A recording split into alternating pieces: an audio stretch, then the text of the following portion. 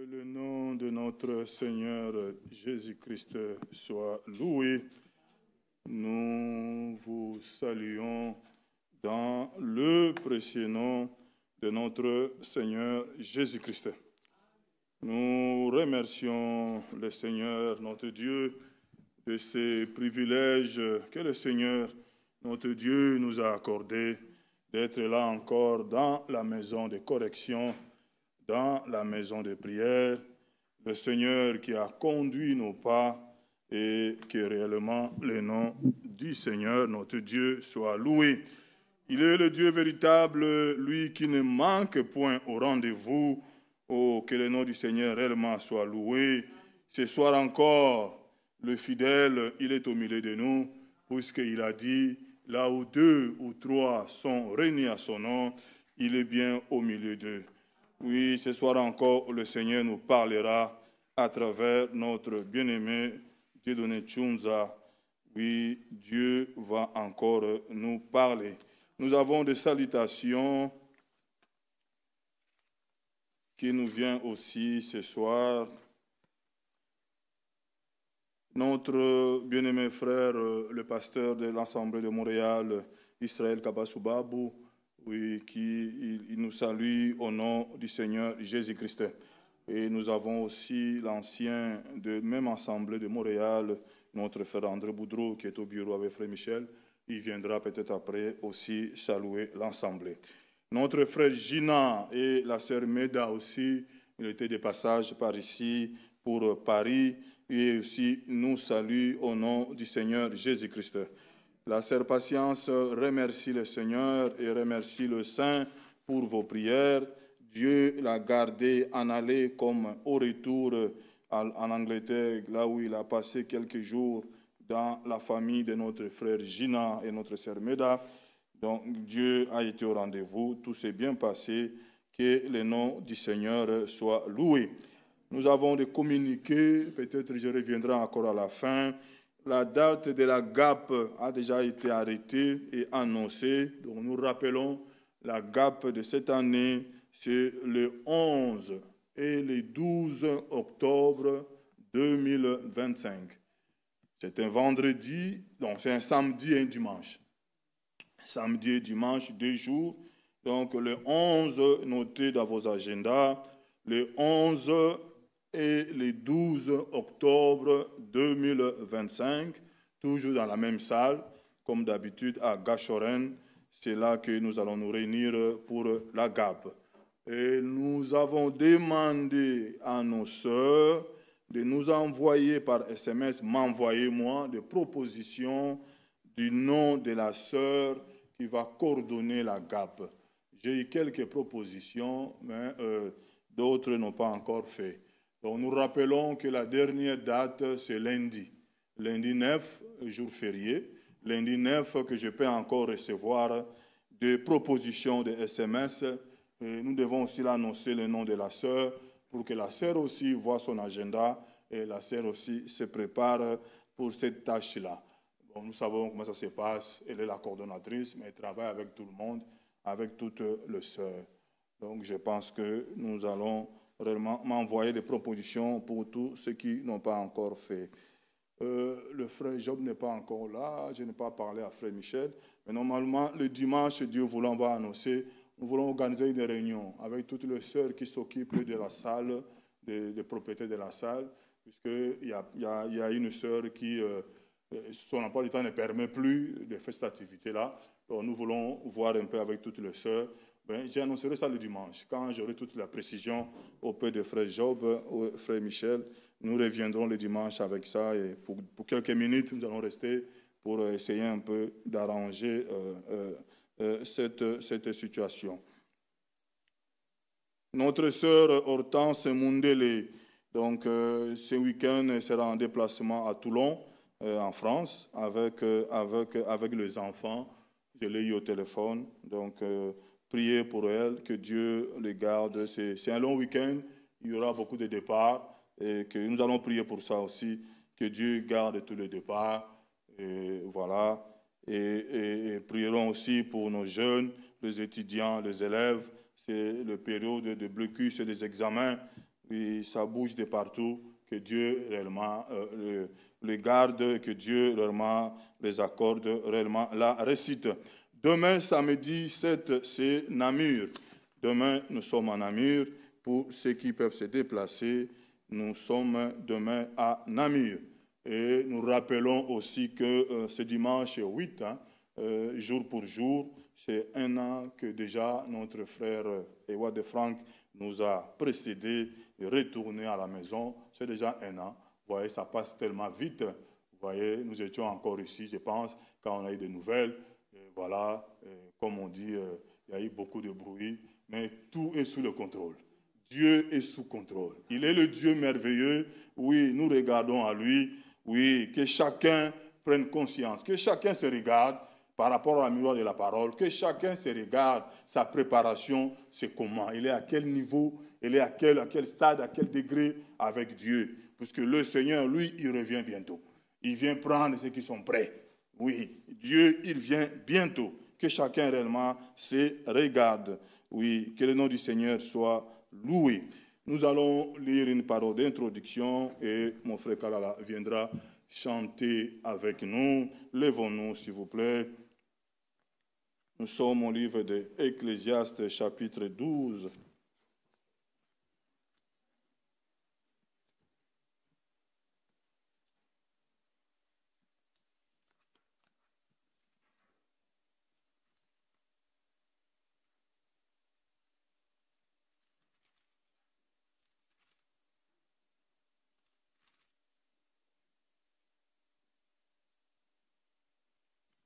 Ecclésiaste, chapitre 12.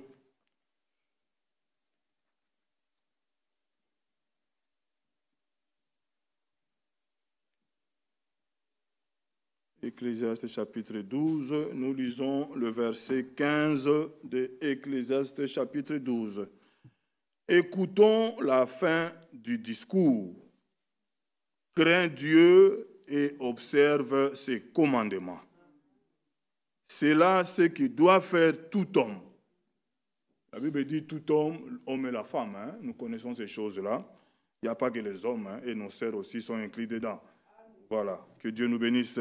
C'est là ce que doit faire tout homme, car Dieu amènera toute œuvre en jugement au sujet de tout ce qui est caché, soit bien, soit mal. Amen. Avant de prier, j'invite mon frère Boudreau à venir transmettre les salutations de nos frères de Montréal et nous allons prier ensemble. Dieu vous bénisse. Amen. Nous vous saluons tous dans le nom de notre Seigneur Jésus-Christ. Je suis très content d'être avec vous ce soir, au milieu de vous, après beaucoup d'années. Si ma mémoire est bonne, ça remonte à 2017. Ça fait beaucoup d'années. Mais c'est une joie d'être là avec vous, surtout que nous avons eu la joie d'accueillir notre bien-aimé frère Jean-Claude il y a quelques semaines. Nous étions ensemble. On ne sait pas qu'on allait se revoir si tôt, mais le Seigneur conduit les choses de manière merveilleuse. Et que Dieu vous bénisse. Nous sommes de passage. Déjà demain, nous prenons la route pour Krefeld pour être là pour le premier anniversaire du départ de notre bien-aimé frère Franck. Notre frère Israël, qui est un des anciens Montréal, n'était pas là. Il était bloqué en Afrique quand c'est survenu l'année passée, dont il avait vraiment dans le cœur d'être là cette année pour vraiment se recueillir pour toutes les bénédictions que nous avons reçues de cet homme de Dieu qui nous a précédés dans la gloire. Mais nous sommes des croyants. Nous croyons que nous allons le revoir bientôt et nous serons ensemble pour l'éternité. Vous avez les salutations de tous les bien-aimés de Montréal et de frère Israël aussi, qui est pour l'instant retenu à l'hôtel trop fatigué. Mais que Dieu vous bénisse, bonne réunion et à bientôt, Dieu voulant. Nous allons remettre cette réunion entre les mains du Seigneur. Prions le Seigneur.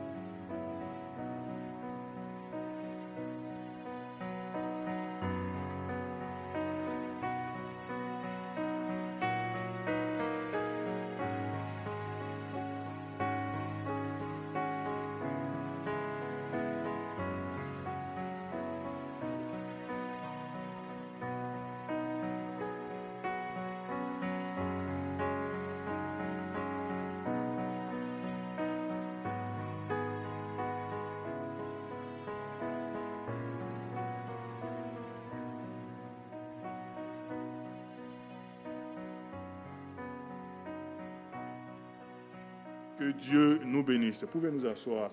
On fait Kalala.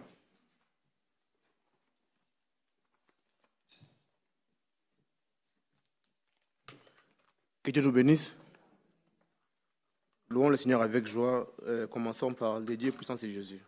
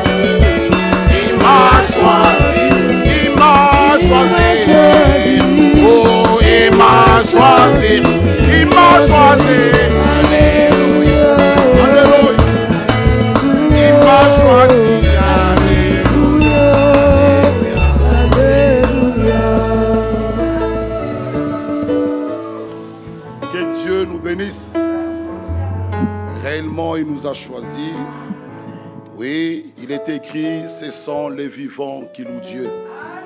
Que tout ce qui respire loue l'Éternel. Il nous a réellement choisis, il nous a bénis, il nous a élus, il nous a guéris, il nous a fait du bien. Alors à lui soit la gloire. Nous avons lu un jour ici, dans l'audio, une des audios, si nous ne le faisons pas, qui d'autre pourra le faire? Il a mis une louange dans nos bouches, il nous a fait du bien, il nous a tirés dans la fosse, dans la boue du péché. Il a posé nos pieds sous le roc. À lui soit la gloire. Que Dieu vous bénisse richement. Nous vous saluons au nom du Seigneur Jésus-Christ. C'est notre frère Dieudonné qui continue avec ce sujet merveilleux qu'il a commencé le mardi. Nous croyons encore que ce soir, Dieu nous parlera. Notre frère André qui est parmi nous, même une écriture peut toujours nous faire du bien. Il nous a apporté, vraiment ça nous a fait du bien. Ce sont des lettres circulaires qu'on a mis ensemble. Ça c'est le volume 1 des 66 jusqu'à janvier 85. Donc je n'ai plus besoin d'avoir toutes ces piles-là, mon frère André. Je prends que celui-ci. Si j'ai besoin d'une lettre circulaire de 82, j'ai celui-là. C'est du volume 1 jusqu'au volume 4. Donc là, au bureau, j'ai laissé le 2 et le 3. Vous voyez que c'est vraiment une très bonne chose. Que Dieu bénisse nos bien-aimés pour ce beau travail. C'est vraiment quelque chose de merveilleux. Vous voyez que Dieu les bénisse. Et il y a aussi les livres des frères Franck, comme le christianisme, Apocalypse, le conseil de Dieu, qu'ils ont aussi mis ensemble. On a 2 livres comme ça. Donc au total, on a 6. Vous voyez, c'est vraiment bien. Quand un travail, quelque chose est fait, surtout pour la gloire de Dieu, nous pouvons que dire merci à notre Dieu. Les gens prennent du temps pour faire des livres qui ne nous instruisent même pas. Et on le publie, on fait trop de bruit, à la télé, partout, tout ça, des commentaires. Et ça, c'est vraiment la parole de Dieu, vraiment la nourriture. Vous voyez, quand nous pouvons voir un travail comme cela, ce sont des bien-aimés qui ont aussi consacré leur temps. Ils pouvaient faire autre chose, mais ils ont consacré leur temps, faire comme ça, écrire, les mettre ensemble. Et ici, c'est lettre circulaire numéro 10 de janvier 77. Donc, à partir de là, je peux partir, je lis. J'arrive ici, numéro 12. Vous voyez que c'est vraiment un travail qui est bien. Que Dieu bénisse nos bien-aimés. Vraiment, il viendra nous dire quelques mots, même une écriture ou deux. Et notre frère Dieudonné pourra nous dire, continuer à nous dire ce que le Seigneur a mis dans son cœur. Mais dans Ésaïe chapitre 30, le verset 18, il nous dit ceci. Ésaïe 30, verset 18. Cependant, Ésaïe 30, verset 18, je vous laisse trouver l'écriture. Mon frère André, tu pourras venir. Il est venu avec notre frère Israël, mais il est resté à l'hôtel, il est très, très fatigué. Ils ont voyagé, notre frère n'a même pas pu dormir dans l'avion. Demain, ils partent à Krefeld. Vous voyez, donc, ils se rendent de l'autre côté à Krefeld jusqu'au dimanche. Notre bien-aimé va retourner au Canada, à Montréal, le lundi. Et le frère Israël sera avec nous mardi. Donc, nous pourrons le voir, Dieu voulant, le mardi. Ésaïe 30, verset 18. Cependant, l'Éternel désire vous faire grâce. Et il se lèvera pour vous faire miséricorde. Car l'Éternel est un Dieu juste. Heureux tous ceux qui espèrent en lui. Oui, peuple de Belgique. Habitants de Bruxelles. Tu ne pleureras plus. Alléluia. Tu ne pleureras plus. Il te fera grâce. Quand tu crieras, dès qu'il aura entendu, il t'exaucera. Amen. Le Seigneur vous donnera du pain dans l'angoisse et de l'eau dans la détresse. Ceux qui t'instruisent ne se cacheront plus. Mais tes yeux verront ceux qui t'instruisent. Amen. Tes oreilles entendront derrière toi la voix qui dira, voici le chemin, marchez. Oh, que Dieu nous bénisse. Mon bien-aimé frère, que Dieu soit glorifié. Peuple de Belgique, habitants de Bruxelles, tu ne pleureras plus. Que Dieu nous bénisse. Je te bénisse, mon bien-aimé. Merci, mon bien-aimé frère Michel. Que le Seigneur vous bénisse encore une fois. Je ne veux pas prendre beaucoup de temps. Je veux laisser la place aux frères. Mais allons dans Hébreux chapitre 10, parce que nous attendons tous le retour du Seigneur. Et nous croyons que c'est pour très bientôt. Et chaque réunion devrait avoir comme thème, comme le disait souvent notre bien-aimé frère Franck, le retour du Seigneur. Mais on peut dire que ce n'est pas suffisant. Prêcher le retour du Seigneur, c'est bien, c'est une bonne chose. Mais ce qui est important aujourd'hui, c'est la préparation de l'Église épouse pour son retour. Parce qu'il y en a beaucoup qui prêchent le retour du Seigneur, mais qui n'y prendront pas part. Or, nous voulons être de ceux qui vont partir le jour où le Seigneur revient. C'est pour ça que nous devons prendre à cœur chaque réunion, chaque fois que nous avons l'occasion d'écouter la parole de Dieu. Nous devons réellement la prendre à cœur et la mettre en pratique. Allons dans Hébreux chapitre 10, simplement, pour nous donner ce que le Seigneur nous-mêmes nous recommande. Verset 25, Hébreux 10, 25. N'abandonnons pas notre assemblée ou le rassemblement de nous-mêmes. Et je suis heureux de constater qu'après toutes ces années, depuis 2017, je n'étais pas passé, mais je revois des visages qui étaient là dans le passé. Donc, vous faites partie de ceux qui persévéraient, mais il nous est dit de persévérer jusqu'à la fin. De ne pas se relâcher, et c'est l'Écriture que nous allons lire de toute façon. N'abandonnons pas notre assemblée comme c'est la coutume de quelques-uns, mais exhortons-nous réciproquement, Et cela d'autant plus que vous voyez s'approcher le jour. Et nous allons aller au verset 25. N'abandonnez donc pas votre assurance. Et nous avons une grande assurance à laquelle est attachée une grande rémunération. Car vous avez besoin de persévérance. Nous tous, nous avons besoin de persévérance. Quand nous avons cru, il y a beaucoup d'années passées, qui pouvait dire qu'en 2025, nous serions encore là à attendre le retour du Seigneur? Moi, je me souviens, quand je me suis marié, il y a à peu près 20 ans, moi et ma femme, on allait acheter nos meubles, on disait, en tout cas, on va prendre ce canapé-là, il va nous être avec nous jusqu'au retour du Seigneur. Mais depuis ce temps-là, on a changé 3 ou 4 fois. Donc, nous ne connaissons pas ni le jour ni l'heure, mais nous croyons que c'est pour très bientôt et que nous avons besoin, comme il nous est dit ici, de persévérance, afin qu'après avoir accompli la volonté de Dieu, ça c'est très important, nous devons accomplir la volonté de Dieu. Nous obtenions ce qui nous est promis. Encore un peu de temps, celui qui doit venir viendra et il ne tardera pas. Et mon juste vivra par la foi. Pour le reste, nous ne voulons pas que ça nous concerne. Hein? Que ceux qui se retirent, mais les élus de Dieu, ils vont rester attachés au Seigneur, à sa parole, jusqu'à la fin. Et je crois que j'ai devant moi les élus de Bruxelles.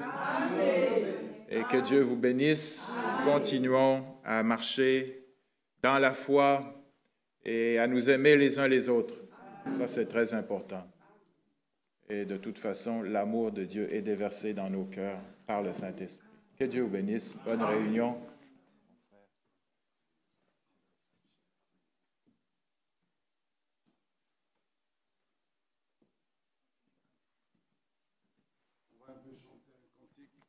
Nous allons encore écouter ce que le Seigneur a à nous dire. Que Dieu nous bénisse. Oh, gloire à toi, divin Sauveur. Il revient bientôt. Encore un peu de temps. C'est lui qui doit venir, viendra. Oh, gloire. Divin Sauveur, reviens. Nous t'attendons. Oh, toi qui ainsi aimé, reviens nos temps. Reviens Seigneur, reviens Seigneur vers tes enfants. Nous t'attendons, les cœurs brisés, le monde touché à sa fin. Reviens Seigneur. Et toi qui abandonnes à le trône, reviens. Tu t'es fiant de Dieu. Oh, oh, sauvé, reviens au temps. Reviens Seigneur, viens. Seigneur, vers tes enfants, nous t'attendons, les cœurs brisés, le monde touché, sa fin revient vers Jésus. Pardon sans Dieu, nous lâche ta revient. Alléluia. Au paradis, sommes guéris. Reviens, merci Seigneur. Oh, reviens Seigneur, viens Seigneur vers tes t'attendent. Alléluia. Faire briller le monde, toucher sa fin revient. Oh, déjà tout est fini. Seigneur, reviens. Gloire à toi. Oh, te louons, puissant, vainqueur, reviens. Persévère mon frère, reviens, Seigneur, vers tes enfants, nos âmes. Gloire à toi, Seigneur. Et cœur brisé, le monde a touché à sa fin. Reviens, Seigneur. Reviens, Seigneur. Reviens, Seigneur. Vers tes enfants, nous attendons. Les cœurs brisés, le monde persévère à sa fin. Reviens, Seigneur Jésus. Élevons nos voix, prions.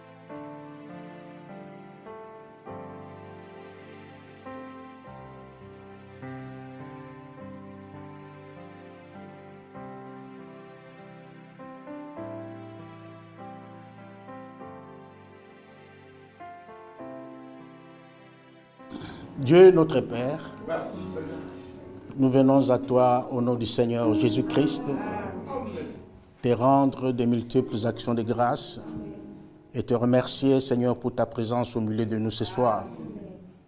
Bénis ton peuple qui est venu non pas pour m'écouter, mais pour entendre ta voix. Et ta voix, c'est ta parole, Seigneur Dieu.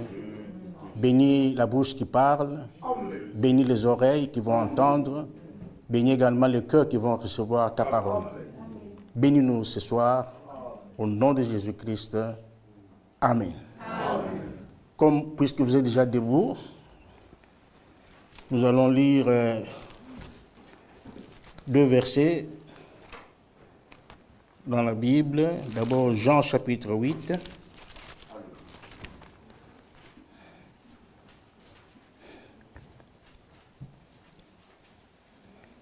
Jean chapitre 8, le verset 9. Quand ils entendirent cela, accusés par leur conscience, ils se retirèrent un à un, depuis le plus âgé jusqu'au dernier. Et Jésus resta seul avec la femme qui était là au milieu. Actes chapitre 24.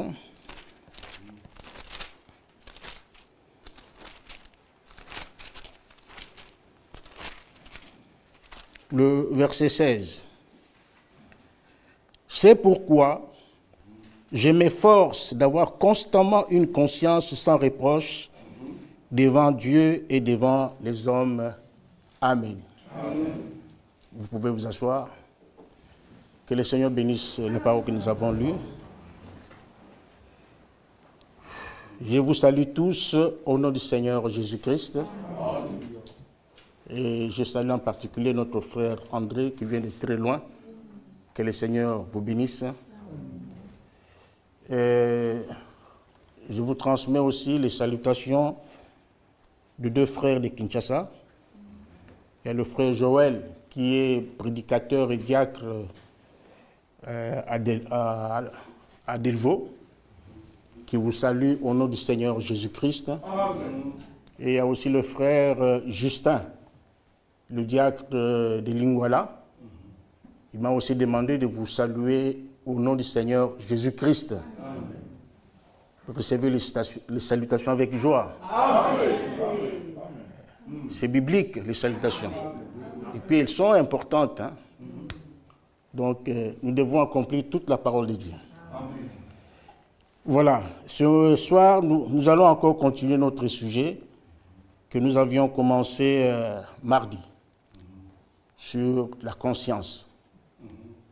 Et notre sujet est intitulé « Accusés par leur conscience ». Mais je voudrais d'abord arranger quelque chose. Le mardi, en prêchant, j'avais dit quelque chose qui n'était pas correct. J'avais dit que les païens seront justifiés au jugement dernier. Ce n'est pas correct. C'est sorti, je ne me suis même pas rendu compte que j'avais dit cela. Quand je me suis réécouté, j'ai dit non, ce n'est pas correct. On est justifié maintenant lorsqu'on a cru en Jésus-Christ. Pour être justifié, il faut d'abord avoir la foi, croire en Jésus-Christ, l'accepter comme Seigneur et Sauveur personnel. Là, on est justifié. Justifié par la foi. Ce n'est pas que les païens seront justifiés. Je voulais tout simplement, je l'ai dit parce que dans ma pensée, c'était pour vous montrer que il y a des païens qui se comportent mieux que les chrétiens, qui font des choses correctes que les chrétiens ne parviennent pas à faire. C'était ça le but, en fait. Alors, j'ai dit cela, donc c'est pas... Si quelqu'un avait entendu cela, qu'il oublie. C'est pas ce que je voulais dire. Pardonnez-moi pour cela. Que le Seigneur vous bénisse. Alors, notre sujet, je disais, est intitulé « Accusés par leur conscience ». Vous connaissez l'histoire qui est dans Jean chapitre 8. C'est un groupe de gens qui se croyaient justes, qui se croyaient propres, qui se croyaient, c'était comme des pharisiens. Mais le Seigneur les a placés devant leur propre conscience. Et lorsqu'ils se sont mis devant leur propre conscience, ils ont reconnu qu'ils étaient aussi des pécheurs, qu'ils avaient aussi commis beaucoup de choses. Et la Bible dit qu'ils se sont retirés, un à un.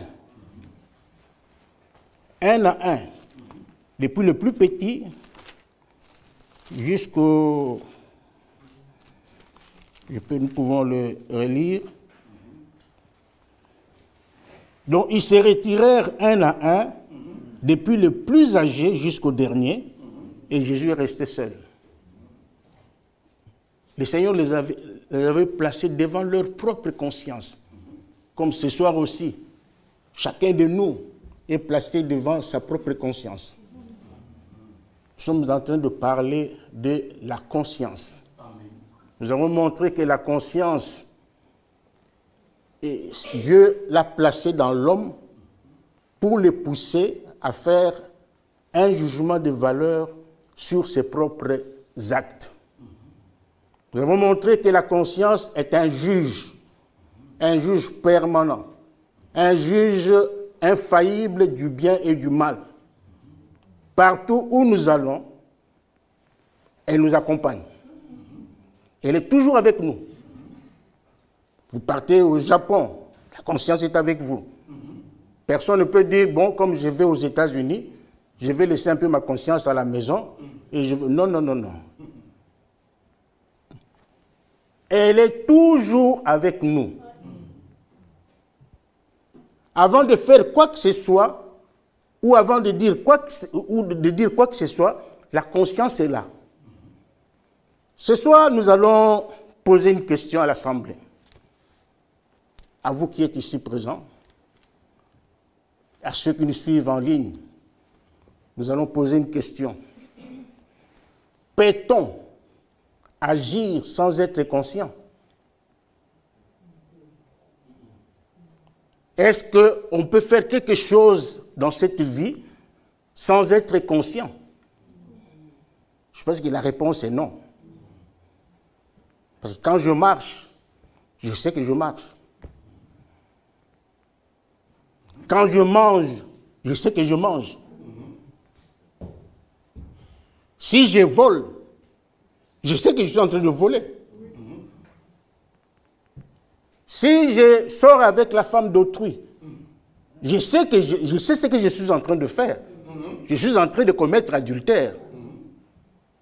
Si le soir, la nuit, je sors, je vais dans une discothèque, je sais que je suis en train d'aller dans une discothèque. Donc la conscience est là pour m'interpeller, pour me dire que tu es en train de faire ceci et tu es en train de faire cela. Si je mens, je sais que je mens. Oui. Donc, tout ce que tu fais dans ta vie, sache que tu as un témoin avec toi. Et ce témoin, c'est la conscience. Personne ne peut dire, après avoir fait quelque chose de faux, de mal, et dire après que je ne savais pas ce que je faisais. Non. Ce n'est pas possible. Nous sommes conscients de tout ce que nous faisons dans cette vie. À moins d'être somnambule. Un somnambule, c'est quelqu'un qui est en train de dormir, il dort, mais malgré cela, il se lève la nuit et commence à marcher comme ça. Il fait des choses tout en étant dans son sommeil, tout en étant endormi. Il peut marcher, il peut ouvrir la porte, sortir dans la rue, parce qu'il est somnambule. Si vous le bougez, vous le réveillez, il revient à lui. Mais un chrétien n'est pas un somnambule. Amen. Un chrétien n'est pas un somnambule. Et Dieu ne travaille pas avec des somnambules. Dieu travaille avec des chrétiens, des véritables chrétiens, qui ont la conscience. Et nous avons montré qu'une bonne conscience est un doux oreiller. C'est-à-dire quand ta conscience est tranquille, tu peux dormir tranquillement. Amen. Tu peux dormir comme un bébé. Tu dors tranquille parce que tu n'as rien à voir avec... ta conscience est tranquille. C'est pourquoi Paul a dit, je m'efforce. Je m'efforce pour avoir constamment une conscience sans reproche devant Dieu et devant les hommes. Donc nous devons faire un effort, chacun de nous, pour avoir constamment une conscience tranquille, une conscience sans reproche, une conscience propre. Et ce message concerne tous ceux qui ont accepté le baptême dans le nom du Seigneur Jésus-Christ. Parce que le baptême, la Bible dit que c'est un engagement d'une bonne conscience. Nous prenons le baptême, c'est pas comme si on allait, c'est pas un jeu. Nous ne faisons pas un jeu. Avant d'entrer dans le baptême, dans l'eau, donc notre conscience doit travailler. Lisons le 1 Pierre.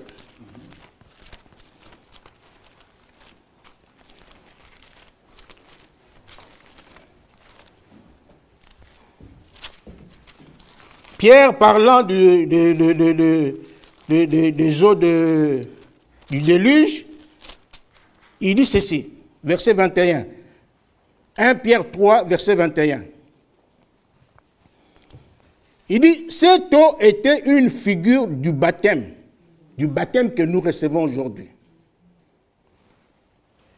qui n'est pas la purification des souillures du corps, mais l'engagement d'une bonne conscience envers Dieu.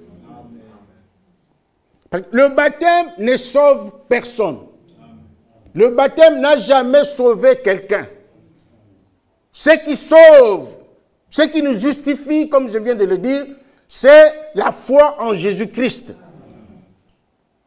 Lorsque quelqu'un croit en Jésus-Christ, il est sauvé.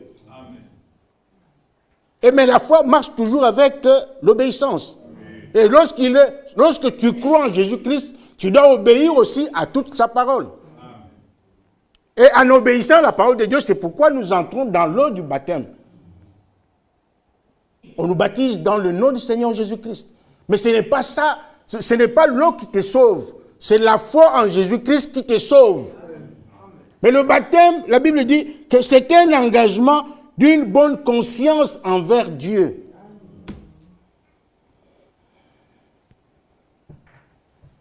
Vous voyez? Nous ne sommes pas des somnambules. Un chrétien n'est pas somnambule. Dieu ne travaille pas avec des somnambules. Je reviens parce que c'est important. Dieu ne travaille pas avec des somnambules. Un somnambule, c'est un inconscient. Il ne sait pas ce qu'il est en train de faire. Mais toi, chrétien, tu sais ce que tu fais dans ta vie. Pourquoi Dieu t'a donné sa parole. Il t'a donné sa parole, c'est comme un miroir. Chaque matin, tu dois te regarder. Comme tu le fais pour ta toilette, tu dois aussi faire pour ton âme. Avant de sortir, donc à chaque instant, nous devons nous regarder dans le miroir et lorsque nous nous regardons dans le miroir de la parole, nous savons ce que nous sommes. Nous savons ce que nous sommes. Et Dieu utilise notre conscience. Oui. Dieu utilise notre conscience.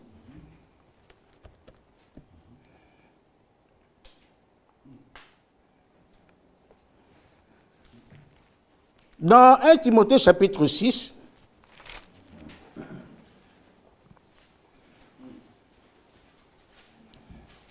Paul dit ceci, au verset 12.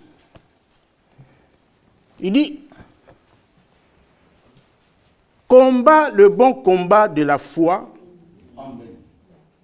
saisis la vie éternelle, à laquelle tu as été appelé. »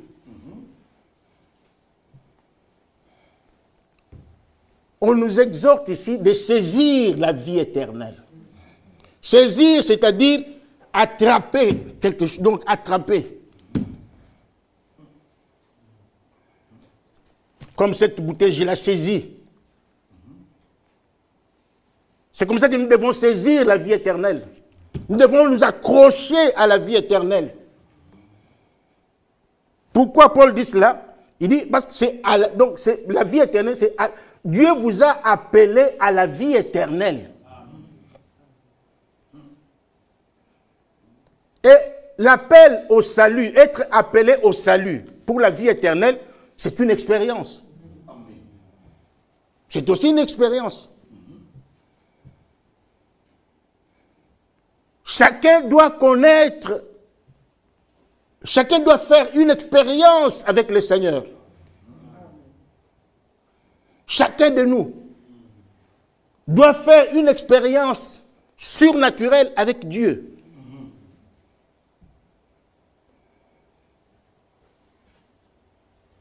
Comme Abraham.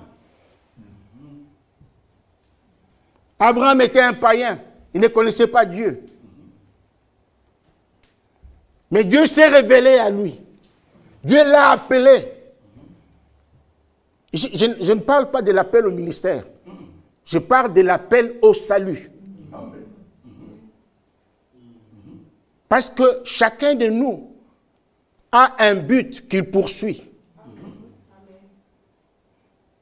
Si tu viens ici pour que Dieu te donne une femme, tu l'auras, mais un jour, tu vas partir. Si tu viens ici pour que Dieu te donne une femme, ou plutôt un mari, tu l'auras. Tu l'auras. Mais un jour, tu vas claquer la porte. Tu vas t'en aller. Parce qu'en ce moment-là, tu auras raté l'objectif. Dieu ne t'a pas appelé pour chercher, pour avoir une femme à l'église, pour avoir un homme à l'église. Dieu ne t'a pas appelé pour te donner des richesses. Si tu viens à Dieu pour qu'il te rende riche, il le fera. Dieu est capable de le faire. Il va te rendre riche, oui, mais tu vas un jour lui tourner le dos. Tu vas t'en aller.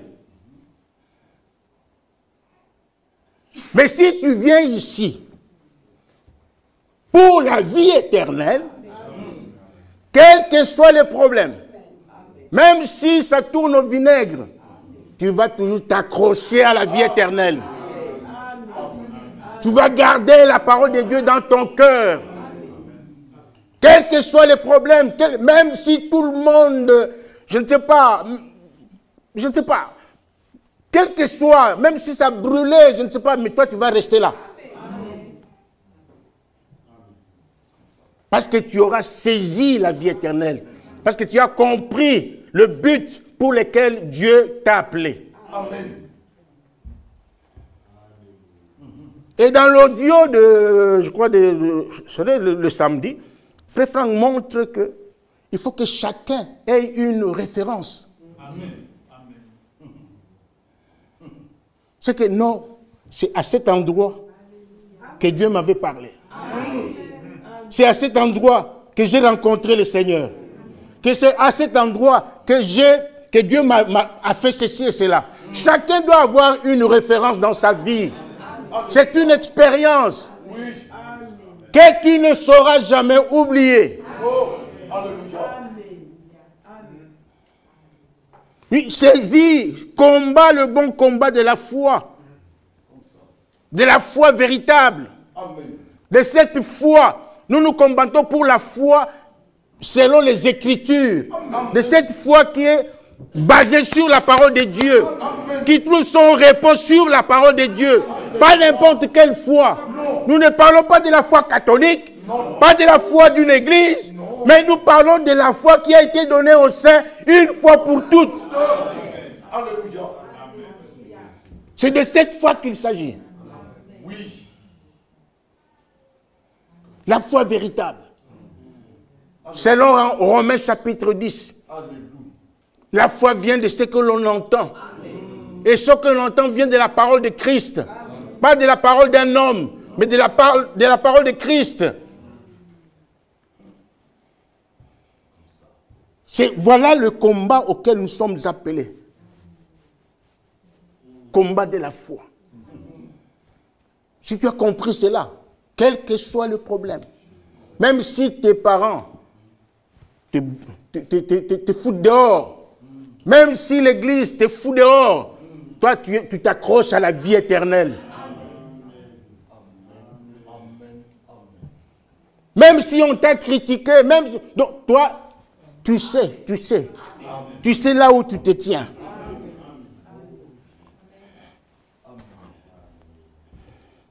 Le verset 13 dit, « Je te recommande devant Dieu qui donne la vie à toutes choses, et devant Jésus-Christ qui fit une belle confession devant Ponce Pilate. » 14. « De garder les commandements. » Dieu t'a appelé,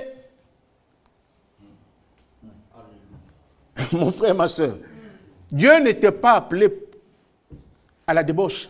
Non, monsieur. Dieu ne t'a pas appelé pour vivre une vie de débauché. Non. Dieu ne t'a pas appelé pour que tu vives une vie de mensonge. Non. Dieu t'a appelé à la vie éternelle. Retenez cela ce soir, mes frères et sœurs. Prenons les choses au sérieux. Le frère nous a parlé de la préparation. Nous sommes au temps de la préparation. Et le Seigneur, je l'ai toujours dit, ne viendra pas chercher les gens qui sont en train de se préparer. Non, non, non, non, non, non, non, non, non, non, non, non, non. Non, non, non, il n'a pas ce temps-là. Quand le train arrive dans la gare, le train hâte dans la gare, il n'attend pas quelqu'un, il n'attend personne. Le train prend tout ce qui était prêt. Et Frère Branham, dans le signal rouge de sa venue, il dit, lorsque le train arrive dans la gare, la lumière est rouge, nous abandonnons tout. Tu jettes tes cacahuètes, tu jettes ceci, tu arrêtes tout, parce que le train est là. Et le train doit te trouver prêt.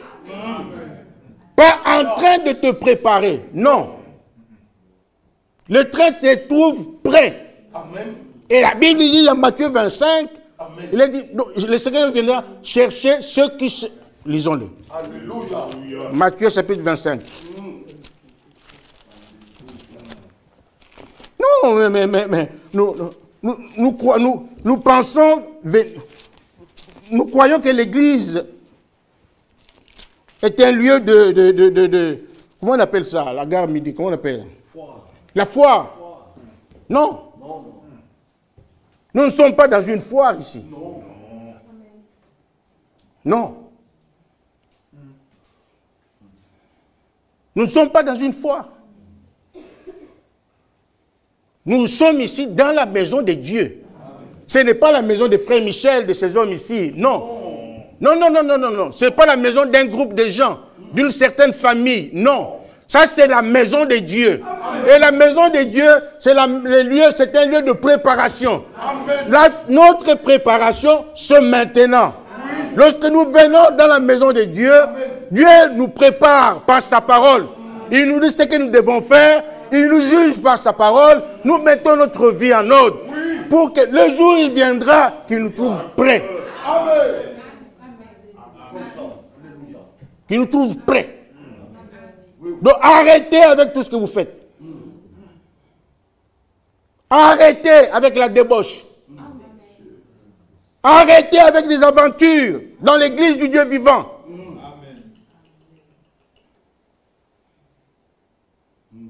Vous souillez l'église du Dieu vivant. L'église pour laquelle Jésus-Christ a souffert. L'église pour laquelle Jésus-Christ a versé son sang. Vous la souillez. Par vos actions, par vos péchés, par vos iniquités, par vos... Non, arrêtons. Matthieu 25.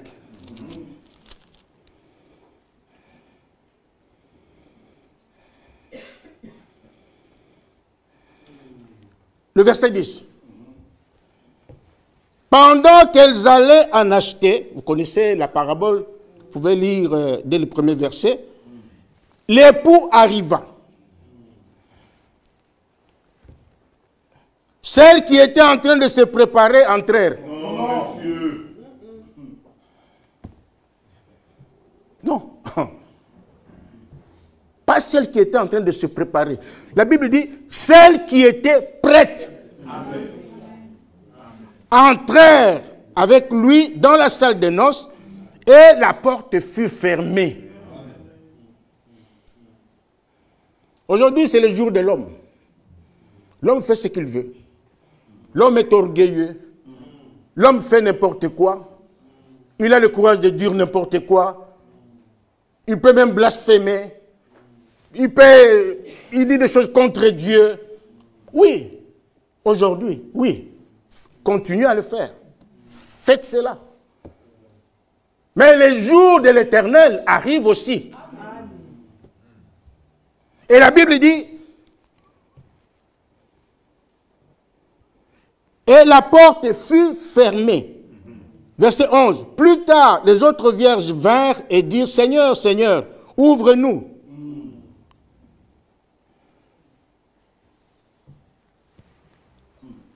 Mais il répondit, je vous l'ai dit en vérité, je ne vous connais pas.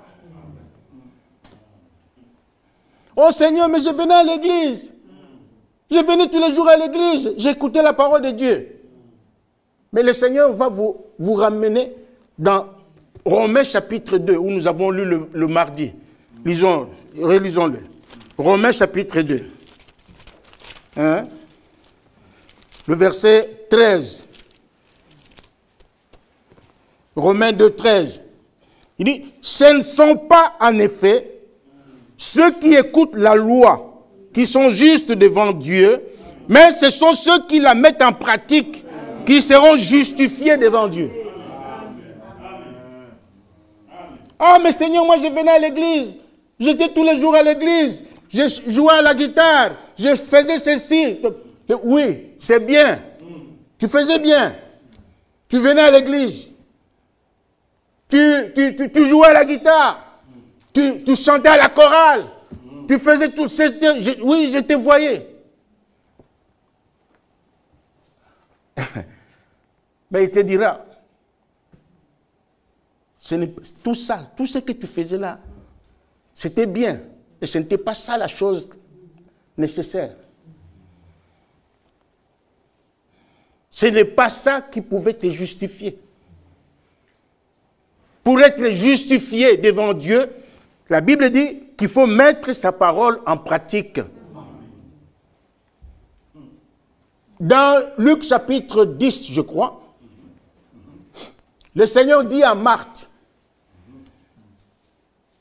Marthe qui s'inquiétait des choses de ce monde, le manger, les boire, ceci, cela, tout ça. Elle croit. Marthe aimait aussi Jésus, le Seigneur. Et il l'aimait autant que Marie, sa sœur. Marthe l'aimait. Mais Jésus lui dit, Marthe, Marthe, tu t'inquiètes pour beaucoup de choses. Tu t'agites pour beaucoup de choses.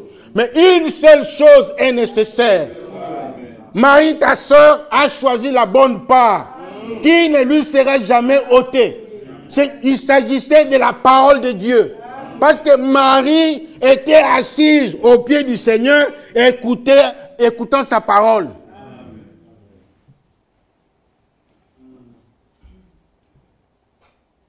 Une seule chose est nécessaire, c'est la parole de Dieu. C'est la parole de Dieu. Lorsque tu viens à l'église, tu viens faire quoi? Tu viens faire quoi à l'église? Qu'est-ce que tu viens chercher à l'église? Tu viens chauffer seulement les bancs? Ou bien tu viens seulement pour marquer la présence? Qu'on sache que tel était venu. Que celui-là, il est régulier à l'église. C'est bien, mais ce n'est pas ça qui est important. Ce qui est important, c'est mettre en pratique la parole de Dieu. Écoutez, ça me vient maintenant. Je crois que ça doit être dans Luc. Ça doit être dans Luc, je vous le cherche.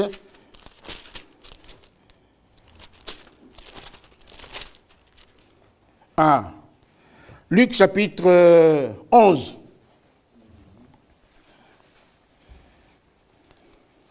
Luc chapitre 11, le verset 27.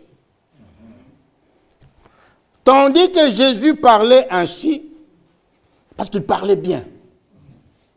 On a envoyé même un groupe de huissiers pour aller l'arrêter. Ces gens n'ont pas pu l'arrêter. Ils sont rentrés vers leur maître pour dire que non, non, non, non. Jamais homme n'a parlé comme cet homme-là.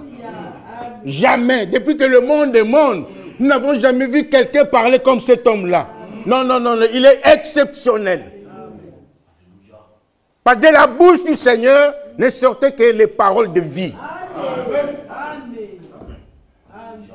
Ne sortait que des paroles de vie. L'homme ne vivra pas de pain seulement, mais de toute parole qui sortira de la bouche de Dieu.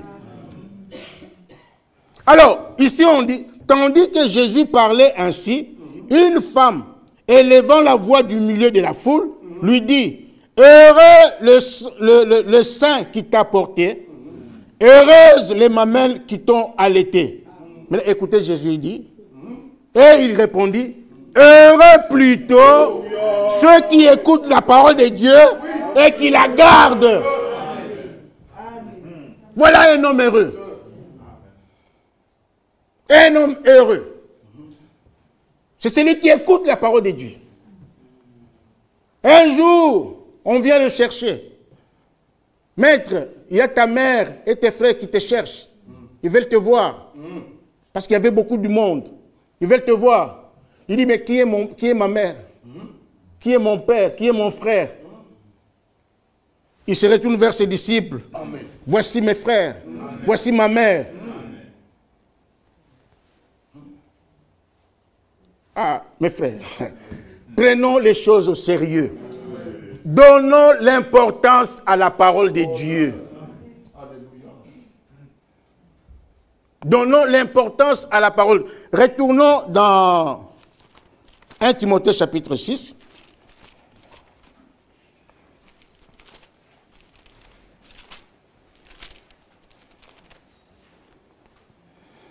Nous étions au verset 14. Il dit, pour avoir la pensée, il dit, verset 13, il dit, je te recommande devant Dieu, verset 14, de garder les commandements, parce que les commandements de Dieu ne sont pas pénibles. Il faut garder les commandements. Tu viens à l'église, c'est pour garder les commandements de Dieu. C'est pour recevoir les instructions divines. Pas pour le mettre sous le boisseau, mais c'est pour le mettre dans ton cœur. Alléluia. C'est pour mettre dans ton cœur. Dieu nous donne ses commandements pour que nous puissions les vivre, pour que nous puissions les mettre en pratique. Il dit de garder les commandements et de vivre sans tache, sans reproche, jusqu'à l'apparition de notre Seigneur Jésus-Christ. Donc nous sommes appelés à vivre une vie sans tache. Une vie sans reproche. Parce que ce jour-là, le Seigneur, la Bible dit qu'il se présentera son Église. Sans tache, ni ride, ni rien de semblable. Mais une Église sainte et irrépréhensible. Sans reproche. Mais c'est qui l'Église? L'Église, c'est toi et moi.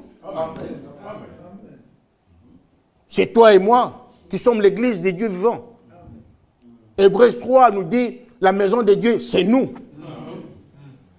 C'est nous qui sommes la maison de Dieu, c'est toi et moi. Dans le corps de Christ, vous ne trouverez pas des animaux là-bas.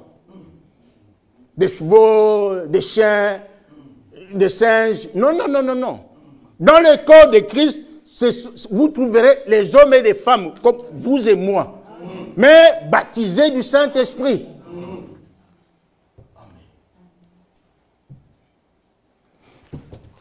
Encore un passage. 1 Jean chapitre 2.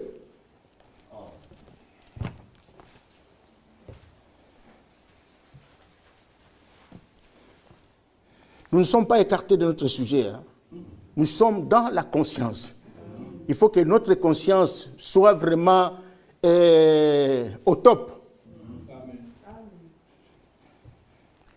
1 Jean chapitre 2, verset 3 nous dit, « Si nous gardons ces commandements, nous savons par cela que nous l'avons connu. » C'est lui qui dit, « Je l'ai connu. » Et qui ne garde pas ses commandements, il est quoi? Un menteur.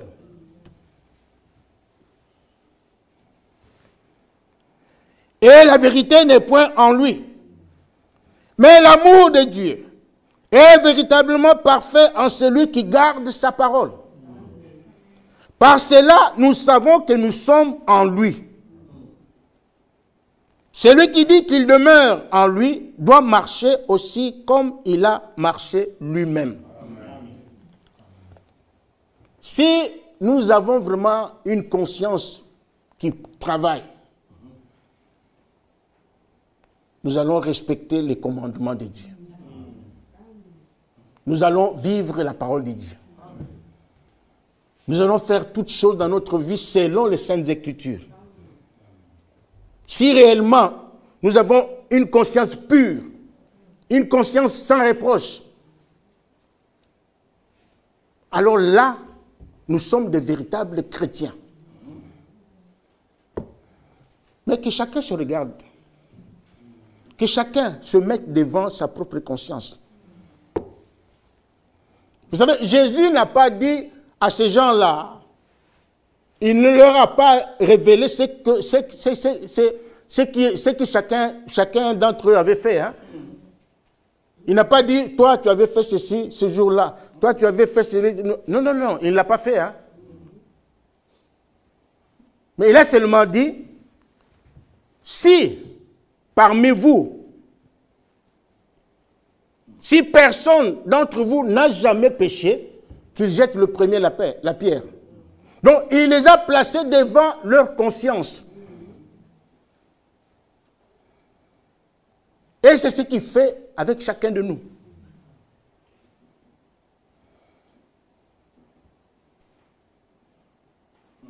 Quand tu viens à l'église, toi, une sœur,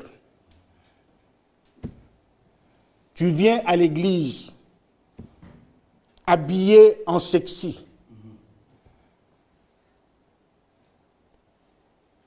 Tu viens à l'église, tu es une sœur de longue date. Tu connais la parole de Dieu. Mais tu viens à l'église mal habillée.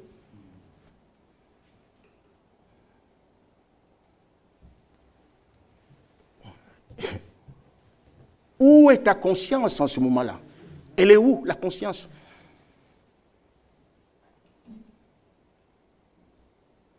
Elle est où, la conscience? Quand tu t'habillais dans ta chambre, tu savais, parce que je l'ai dit tout à l'heure, personne ne peut faire quelque chose sans être conscient. C'est impossible. Donc, quand tu mets une jupe, je ne sais pas à quel niveau, là, courte, là, sexy, voire même transparente, tu sais dans ton cœur que j'ai mis une jupe courte.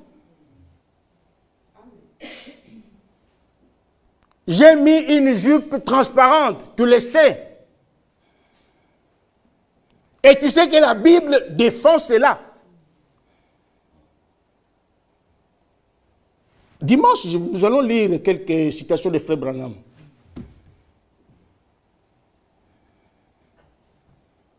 Tu le sais. Quand tu es mal habillé, tu sais que je suis mal habillé. Dans ton fort intérieur, tu sais que je suis mal habillé. Tu le sais. Mais tu viens quand même à l'église. Quel est l'objectif? Faire tomber les frères. Séduire les frères.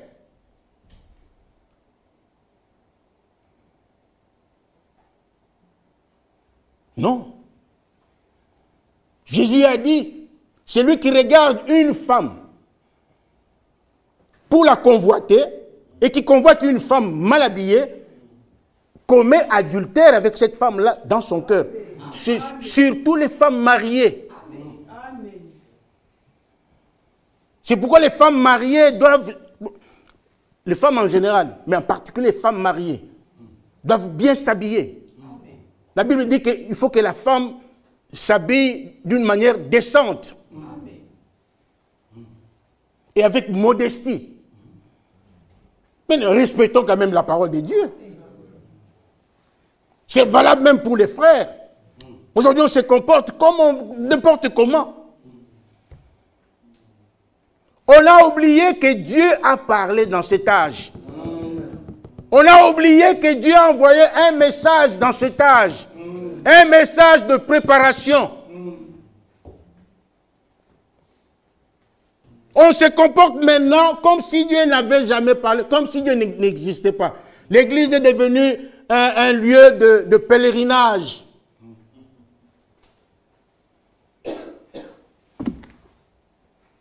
On vient à l'église pourvu qu'on me voie.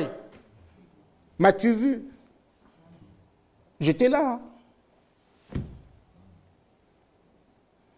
Non. On vient à l'église pour rencontrer Dieu. Amen.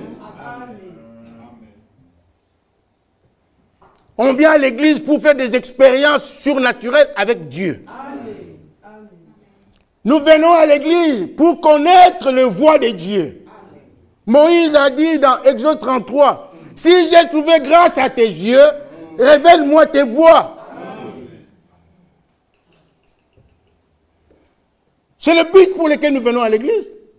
Nous ne venons pas à l'église pour nous séduire les uns les autres, non. Si vous voulez vous séduire les uns les autres, allez dans des discothèques. Allez dans la rue, n'importe où, je ne sais pas où, chercher un endroit. Mais pas dans l'église. L'église est un lieu saint. Et Dieu a dit, vous serez saints comme moi je suis saint. Nous venons ici pour expérimenter la véritable sanctification. Une sanctification agréable à Dieu. Heureux ceux qui ont le cœur pur, car ils verront Dieu. Recherchez la paix avec tous et la sanctification sans laquelle personne, alors personne ne verra Dieu. Sans la sanctification, personne ne verra Dieu. Or, la sanctification est produite par la parole que nous entendons. Père, sanctifie-les par ta vérité. Ta parole est la vérité. C'est par la parole que nous sommes sanctifiés. Oh, mes frères et sœurs, si tout le monde comprenait ces choses, si nous mettions tous la parole de Dieu en pratique, moi je pense que l'enlèvement aurait eu lieu déjà, hein, si on mettait la parole de Dieu en pratique. Le Seigneur est en train d'attendre les nonchalants, ceux qui traînent encore les pieds.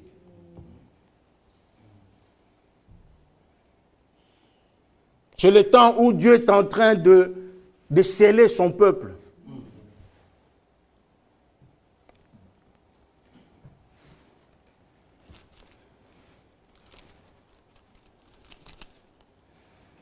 Écoutez, Hébreux chapitre 4.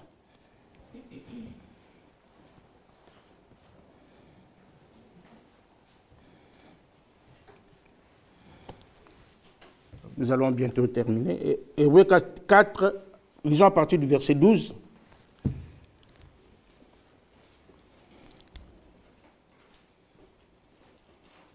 Car la parole de Dieu est vivante et efficace. La parole de Dieu, elle est vivante et efficace. Vous qui la négligez, vous qui négligez la parole de Dieu, écoutez ce que Dieu vous dit ce soir. Il dit que sa parole est vivante et efficace. Plus tranchante qu'une épée quelconque à deux tranchants, pénétrante jusqu'à partager âme et jointure, âme et esprit, jointure et moelle, elle juge les sentiments et les pensées du cœur. La parole de Dieu. C'est pourquoi nous disons que lorsque nous venons dans la maison de Dieu, nous venons dans un tribunal. Il y a un juge là qui est en train de nous juger. C'est Dieu. Il nous parle, il nous juge par sa parole. Il dit que toi tu as fait ceci, tu as fait cela, tu as fait cela, par sa parole. Moi je ne connais pas la vie de vous tous ici. Je ne connais personne. Je ne sais pas ce que vous faites dans le secret, mais Dieu, lui, connaît. Amen. Dieu voit tout.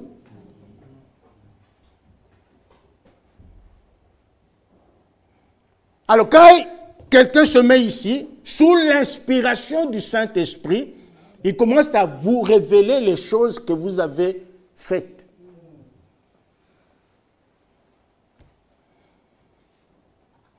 C'est pourquoi la Bible dit, elle juge les sentiments et les pensées du cœur. Verset 13. Nulle créature n'est cachée devant lui. Personne n'est caché devant Dieu. Personne. Personne n'est caché devant Dieu. Nulle créature. Où que vous alliez, Dieu vous voit.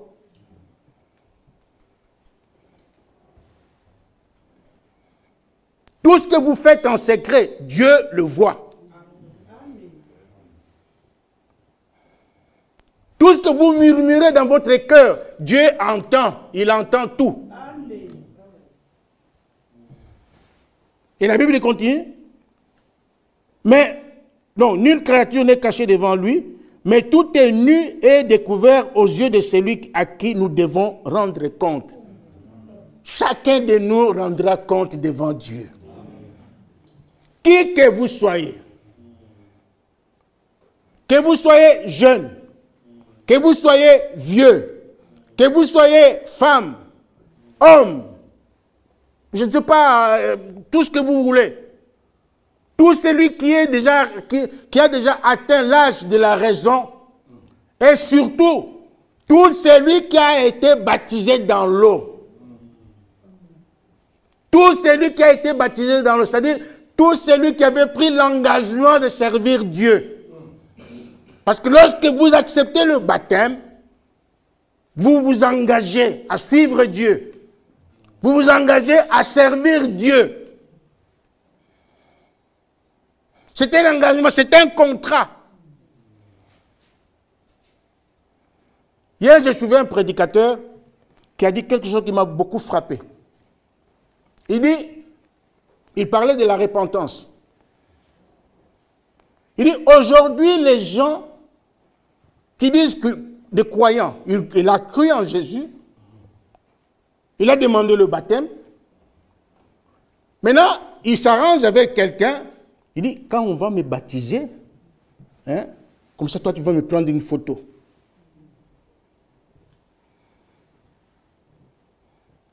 Mais c'est choquant. Il continue, il dit, avant d'entrer dans le zoo du baptême, il faut pleurer, on doit se repentir, on doit regretter le mal, le péché, la vie qu'on a menée autrefois. Il faut le regretter, il faut pleurer. Vous entrez dans l'eau du baptême avec des larmes, des larmes de repentance. Mais aujourd'hui, non, quand je vais entrer dans l'eau, quand le frère Michel va me jeter, photo. Pour faire quoi? Pour faire quoi? Les autres qui sont là, oui, ils peuvent prendre des photos, on te baptise, ils prennent des photos, c'est comme souvenir, oui. Mais ce n'est pas toi, le baptisé, qui doit demander à quelqu'un, prends-moi une photo quand on va me baptiser. Donc tu es normal, tu es tranquille. Ta conscience est tranquille, ta conscience ne te reproche rien, ne te dit pas que tu es un pécheur, tu as mené une mauvaise vie hier. Parce qu'avant d'entrer dans le zoo du baptême, on doit se repentir. On doit mourir au péché. On doit mourir. M'as-tu vu? Prends-moi une photo. Après, on te prend. Ah, tu vois, j'étais baptisé.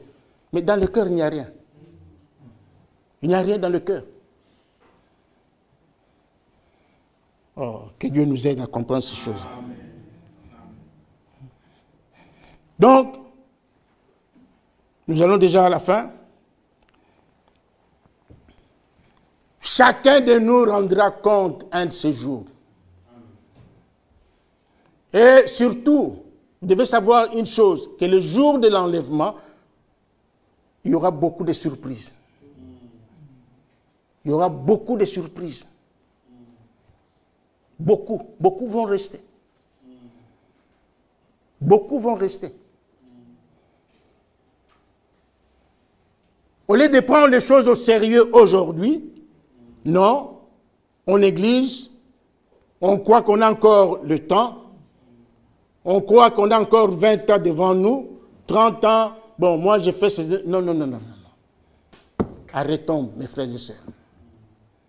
Arrêtons. Le verset continue. Verset 14, je termine bientôt. Ainsi, puisque nous avons un souverain sacrificateur qui a traversé les cieux, Jésus le Fils de Dieu, demeurons fermes dans la foi que nous professons. Car nous n'avons pas un souverain sacrificateur qui ne puisse compatir à nos faiblesses.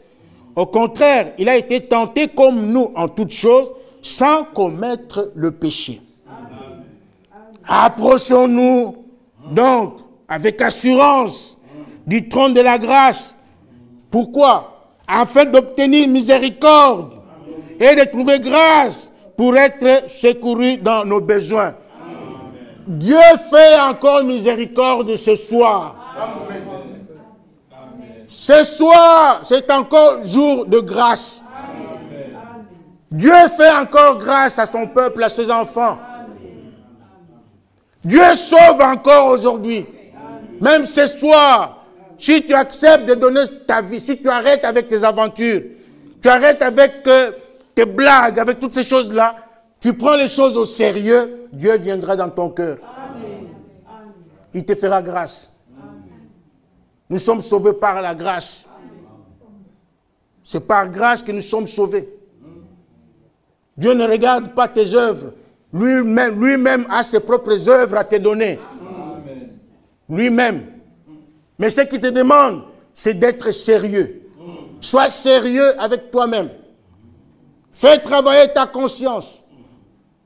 Nous avons dit l'autre fois que si ta conscience est essuyée, il y a quelqu'un, il y a Jésus qui est là. Par son sang, il peut purifier ta conscience. Amen. Que le Seigneur vous bénisse. Amen. Retenez une chose, mes frères et sœurs. Les païens, la Bible dit qu'il y a des païens qui vivent naturellement la loi de Dieu. Ils font des choses, des bonnes choses. Il y a des païens qui ne commettent pas d'adultère. Il y a des païens qui ne trichent pas. Il y a des païens qui ne mentent pas. Il y en a. Mais nous devons faire plus que ça. Amen. Parce que nous avons la parole de Dieu. Amen. Nous avons Christ en nous. Amen. Que Dieu vous bénisse. Amen. Que Dieu nous bénisse. Il nous a richement bénis. Nous pouvons nous lever. Comme nous l'avons lu, miséricorde insondable, nous allons chanter. Nous l'avons lu au début. Vraiment, notre Dieu est bon. Cependant, l'Éternel désire vous faire grâce. Et il se lèvera pour vous faire miséricorde. Car l'Éternel est un Dieu juste. Heureux tous ceux qui espèrent en lui. Oui, peuple de Sion, habitants de Jérusalem, tu ne pleureras plus. Il te fera grâce quand tu crieras. Dès qu'il aura entendu, il t'exaucera. Amen. Que Dieu nous bénisse tous. Merci.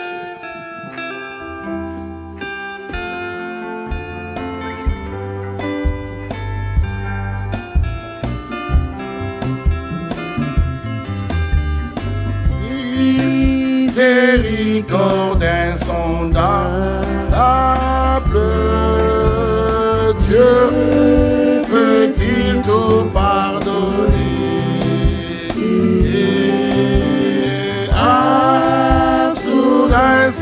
grand coupable, et ses péchés. Jésus, je viens. Jésus, je viens. Oui, je viens. Je viens à toi. Viens à toi, Tel que je suis. Je viens à toi. Jésus, je viens. Je viens à toi. Tel que je suis. Prends-moi. Élevons nos voix, prions tous ensemble. Nous te disons merci encore une fois, ô Dieu. Toi le véritable, toi notre Dieu. Ce soir encore tu nous as parlé comme un père qui parle à ses enfants. Tu es bon pour nous. Tu es bon pour mon frère et pour ma soeur. Oh merci. Comme nous l'avons entendu, Seigneur, il est écrit que la foi vient de ce que l'on entend. Ce que l'on entend vient de la parole de Christ. Alléluia. Pourquoi, Seigneur, ce soir, tu nous as parlé comme un père qui parle à ses enfants. Tu nous veux, Seigneur, corps, esprit, âme. Oh oui, afin que nous marchions dans tes voies. Seigneur, merci, parce que toi, tu es notre Dieu. Tu nous veux, Seigneur. Tu veux nous bénir encore. Tu veux nous parler encore. Viens, Seigneur, nous t'adorons. Merci pour ton serviteur. Merci pour l'onction. Merci pour ta grande présence, Seigneur. Regarde-nous qu'à travers le sang de Jésus, le sang de l'agneau qui a coulé pour mon frère et pour ma soeur. Viens, Seigneur, nous bénir encore. Merci, Seigneur, pour ta grande présence. Merci pour ta prééminence. Merci pour ce beau culte, pour cette réunion. Oh oui, l'Éternel est mon berger, ma lumière. Mon Dieu, mon roi, nous te disons merci. Tu es celui qui nous garde, qui nous guérit. Tu es celui, Seigneur, qui nous donne tout ce dont nous avons besoin. Gloire soit rendue à toi. Voici, tu es bon. Tu es merveilleux. Oh, merci. Gloire à toi, honneur à toi. Oh Dieu, à qui d'autre irions-nous, Seigneur? C'est toi qui as les paroles de vie. Oh Dieu, merci parce que toi tu es merveilleux. Tu es réellement bon, Seigneur. Tu nous veux. Oh, accorde la véritable sanctification, la véritable repentance. Merci, Seigneur. Écoute au ciel et tout ce que tu as. Combien Jésus-Christ est riche en bonté, et toi, terre des hommes, et bétail des champs, oh, louez-le, car il est bon. Combien il est bon, combien il est bon, combien il est bon, mon Seigneur, mon Dieu, combien il est bon. Alléluia, oui, je le louerai toujours. Notre Dieu et notre Père,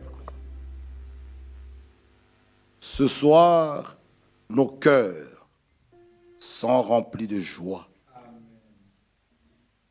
Comme un Père, tu nous as réellement parlé. Ta volonté, tu veux que tous les hommes soient sauvés. Il est écrit, si le sang est confus, qui se préparera à la guerre? Le sang a été clair. Le mal, c'est le mal. Le bien, c'est le bien. Oui, merci parce que nous pouvons tous être devant cette barre, devant ta parole. Chacun peut se regarder, s'examiner, faire son inventaire. C'est la preuve même que tu nous aimes, parce que tu nous veux, corps, esprit, âme, sanctifiés, irréprochables, pour le jour que tu viendras. Tu nous donnes ta parole de vérité. Oh, merci. Ton serviteur était ici. Tu nous as réellement parlé. Merci pour l'onction. Même onction était sous l'auditoire. Merci pour l'avoir soutenu. Nous avons vu ta puissance, ta présence. Nous te disons merci. Que cette parole reste un dépôt dans nos cœurs. Fait que même dans nos maisons, que nous puissions reméditer cela. Seigneur, accompagne chacun de nous. Que chacun de nous puisse arriver en paix. Si encore tu permets, nous puissions nous retrouver le dimanche. Nous allons glorifier ton Saint-Nom. Bénis mon frère André, mon frère Israël, qui partiront à Krefeld demain. Ils vont emprunter et prendre des engins faits des mains d'hommes.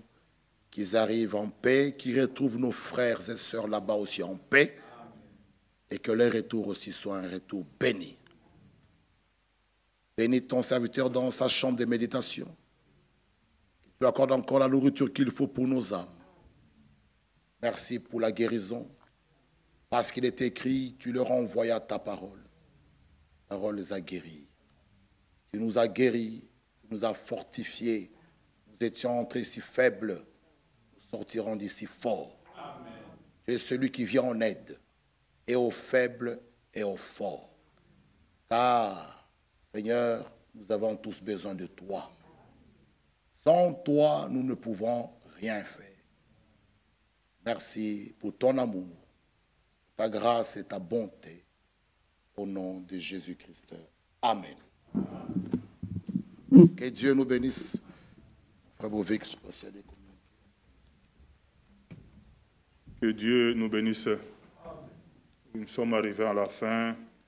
Notre frère André Boudreau de Montréal, demain, il prend la route pour Krefeld et lundi pour Montréal.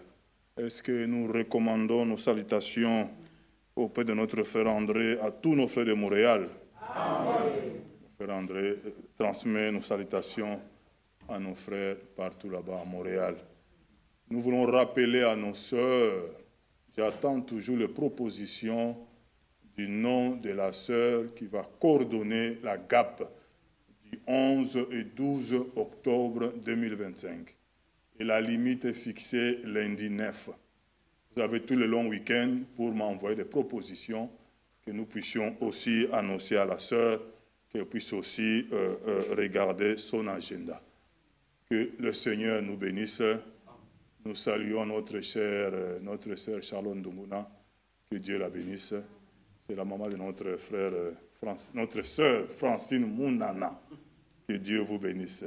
Allons dans la paix du Seigneur. Un bon long week-end. Si c'est la volonté de Dieu, dimanche, nous sommes là pour encore s'asseoir à ses pieds, pour écouter la parole du Seigneur. Pensons à notre feuille de données, portez-le dans la prière. Oui, ce n'est pas facile d'être ici du haut de la chair. Que le Seigneur puisse le secourir, que Dieu puisse le fortifier. Mon frère Kalala, viens frère, nous donner un cantique et notre frère Diacre va nous aider à sortir.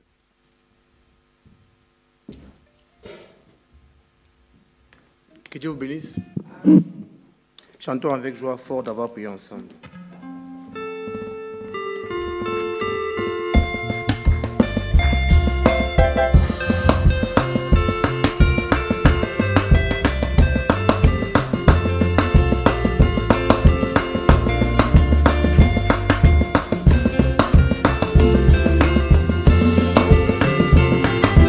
Fort d'avoir prié ensemble.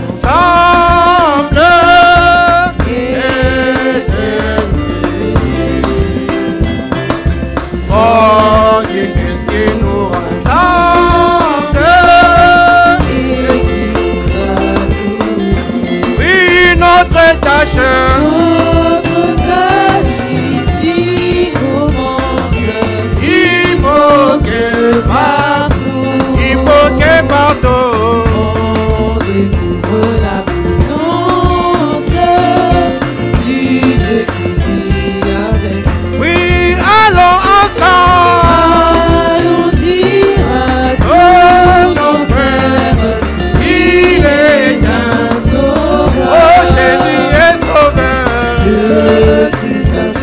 la terre et nous conduit au bonheur. Oui, allons mes sœurs, Allons dire à tous nos frères qu'il est un sauveur. oh Jésus est sauveur.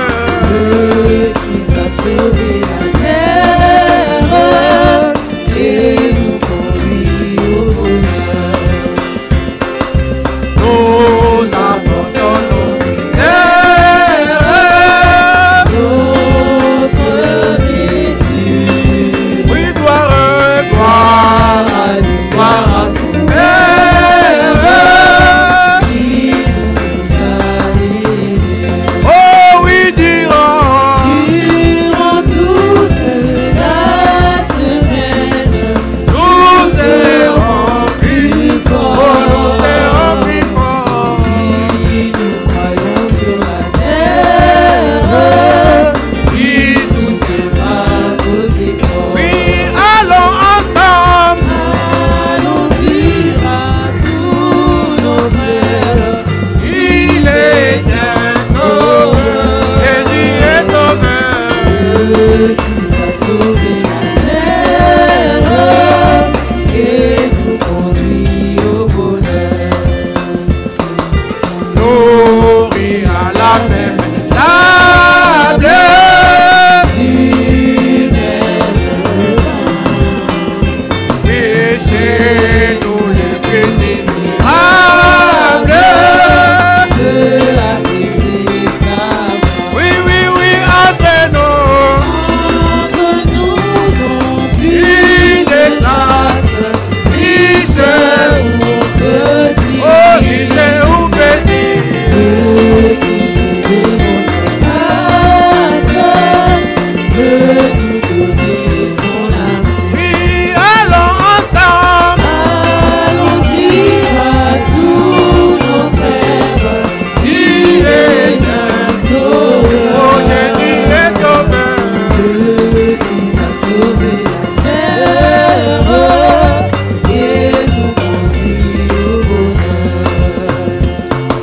Jésus est mort sur le calvaire. Ressuscité Et remonté vers le Père.